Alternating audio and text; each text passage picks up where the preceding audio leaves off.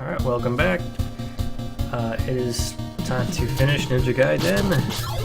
I'm getting more stuffed up as I continue.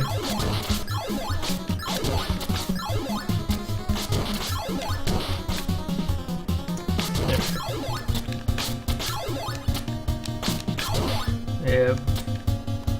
Sorry I'm not more funny about this, but there's just nothing funny about Ninja Gaiden.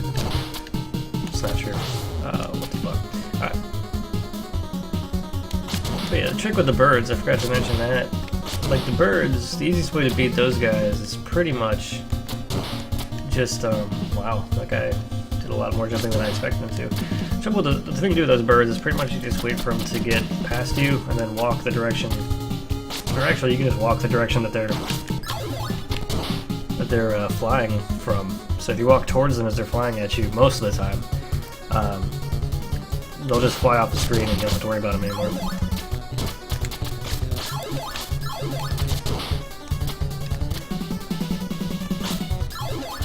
I say most of the time because sometimes they spawn directly beneath you, so they don't really get the momentum that you need them to get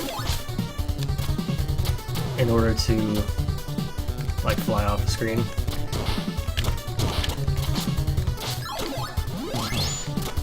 What the? Come on.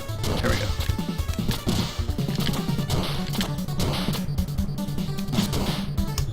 I actually don't even need items for most of this game. I use them on occasion just because it's, breaks the monotony.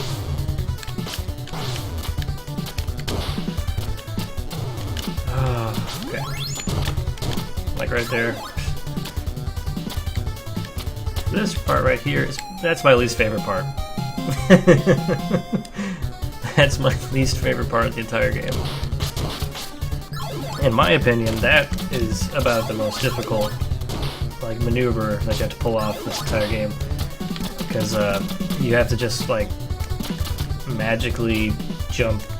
I guess not magically, but you have to very skillfully jump so that you get just to the very edge. Oh, okay. Just to the very edge of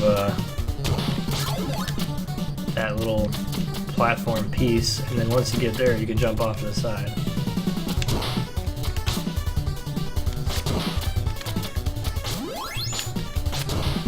The other trick to most of this game is to be really accurate with your strikes. So a lot of the times you're jumping when you're attacking things, and if you're not spot on with your hit, you're gonna miss, and then you're gonna take a hit, or you're gonna get knocked off the pit, or whatever. So it really is key to just not miss a lot. Because really, if you take one hit, most of the time you're going to take another one. Because things are either going to turn around and hit you a bunch more times, or you're going to get hit into something else.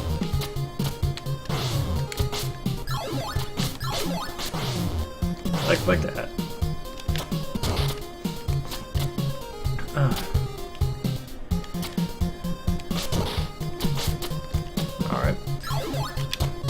Alright, this part coming up right here is a part where, man, people always forget, here's a bat, then jump, cat, there, bat, cat, done.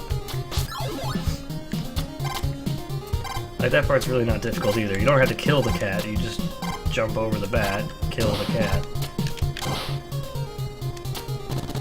And this, easiest way to do this, right that. I'm trying to kind of point out some of the hard spots, but there are more difficult spots to the game at the last level or so. But man, there's not that many really. This is a game where, if you follow the same pattern, you can beat the game with tools very easily. Even this boss is not difficult at all. You really just running up to him and... Oh, died really? Okay. Kind of struck off for a minute there, but if you really just... you could use Tools Assisted to, like, run through this entire game because everything is exactly the same every single time. There's no variation to it. So, I mean, it's a fun game. The replay value is kind of there, I would say. I mean, I play it more for nostalgia than anything else. Because, you know, this is one of the first games I had on my NES growing up. It was one of my favorites for sure because it was, you know, I had such a hard time beating the last boss. Not really the last boss, but the second to last boss. If I had been able to get to the second to last boss when I was a lot younger, I would have had a much easier time beating him, but if I get to the last boss when I was younger, did I say second to last? I don't know. But,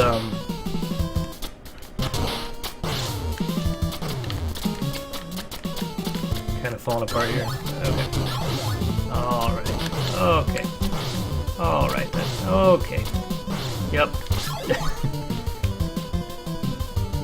Yeah, but if I'd been able to get to the second or the last boss when I was younger, I would have been able to beat him probably pretty easily because the last boss, which is the actual demon, by the way, not a very scary one, is not that difficult. It's actually fairly easy by comparison. But yeah, the Chiquillo guy, man, his pattern is not tricky. It's just you really have to use the bugs in the game to beat him because he will not die otherwise. Oh, by the way, that spot right there was supposedly one of the hardest spots in the game, and nope, it's not that hard. You just have to... That's one of the very, very few times that you have to not slow down and take your time. Alright, now that I'm at this point here, this is actually the final part of the last stages. So you basically just need to get to here, and from here, if you die or use a continue, you'll just start back at where it becomes orange. But I like to call it the orange zone.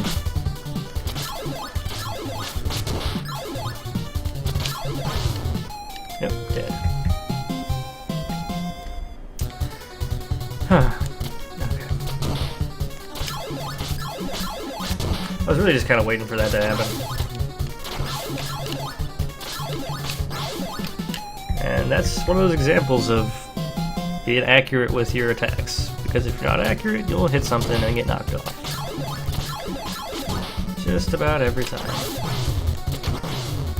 And then another example of when you hit something, and I suck. Okay.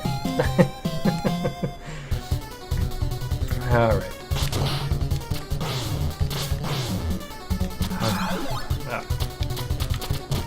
Losing my focus. Losing my focus. I'm trying not to be silent this entire time, but it's kind of hard with a game like this, although I could probably just make up things to talk about the entire time and be alright. Actually, I think I have, for the most part.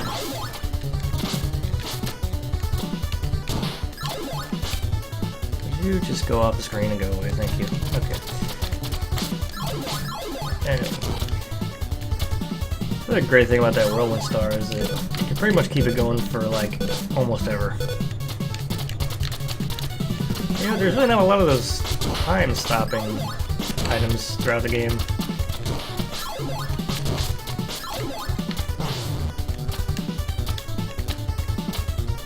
That always throws me way off when that happens. Like, if you jump at just the right time, you will... Oh my god. If you jump at just the right time around a ladder, you can, like...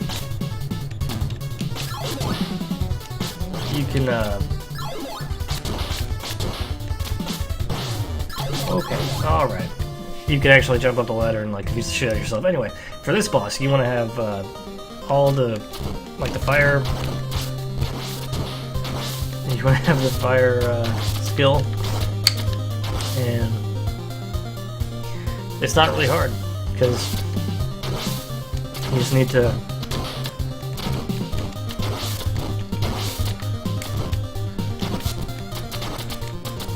you actually don't even need to use the fire skill. I just kind of find it easier to use the sword, honestly.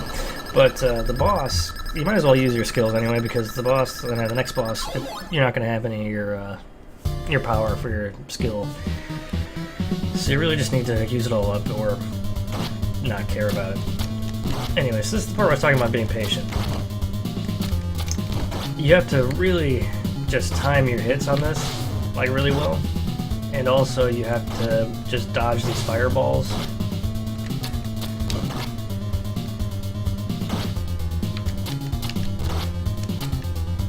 If you don't let them go off the bottom of the screen, they come back up and track on you, and then they will kill you.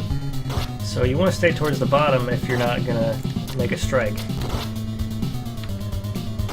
And then you really only want to go and attack when you're absolutely positive that you can get a hit without taking a hit. It will actually refill your health once you get to the next boss, so you don't have to worry too much about taking a lot of hits. Although, obviously, the less damage you take, the better.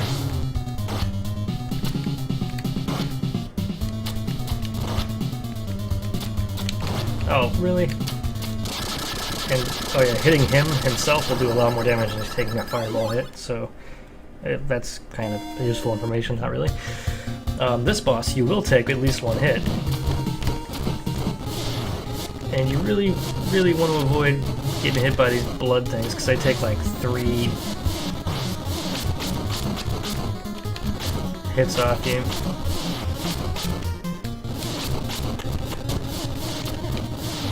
Oh my god, okay. And their pattern is really random.